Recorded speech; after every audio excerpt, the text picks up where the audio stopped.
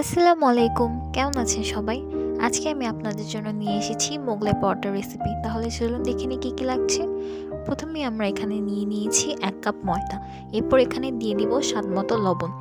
লবণ দেওয়ার পর আমরা এখানে 1 টেবিল চামচ তেল দিয়ে দিব।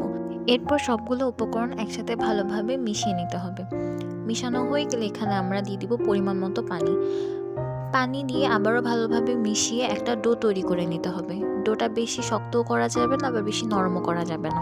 এরপর আমরা চলে যাব নেক্সট প্রসেসে। এখানে আমরা নিয়ে নিয়েছি একটি ডিম, পেঁয়াজ কুচি আর কাঁচামরিচ কুচি। এখানে ডিমের মধ্যে কাঁচামরিচ কুচি, পেঁয়াজ কুচি এবং স্বাদ মতো লবণ দিয়ে ভালোভাবে ডিমটিকে ফেটিয়ে নিতে হবে। এই তো ফেটানো হয়ে গেল। এরপর আমরা যে ডো তৈরি করে রেখেছিলাম সেটা দিয়ে একটা বড় রুটি তৈরি করে নিতে হবে। রুটির মাঝখানে আমরা ডিমের মিশ্রণটি দিয়ে নেব। ডিমের মিশ্রণটি দেওয়ার পর ভালোভাবে ডিমটা স্প্রেড করে দিতে হবে যেন সব জায়গায় সমানভাবে ছড়িয়ে যায়।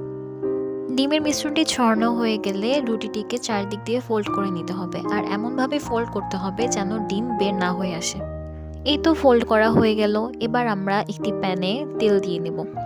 তেল ভালোভাবে গরম হয়ে গেলে আমরা এখানে মোগলাই পরোটা দিয়ে ঘুরিয়ে ঘুরিয়ে ভালোভাবে ভেজে নিব।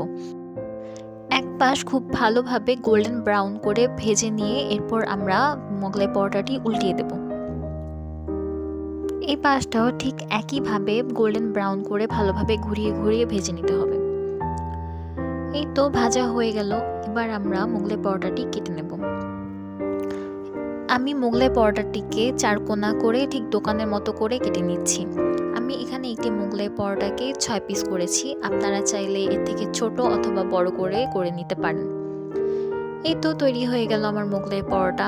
ভিডিওটি যদি ভালো লেগে থাকে তাহলে পেজটি ফলো দিতে ভুলবেন না। আসসালামু আলাইকুম।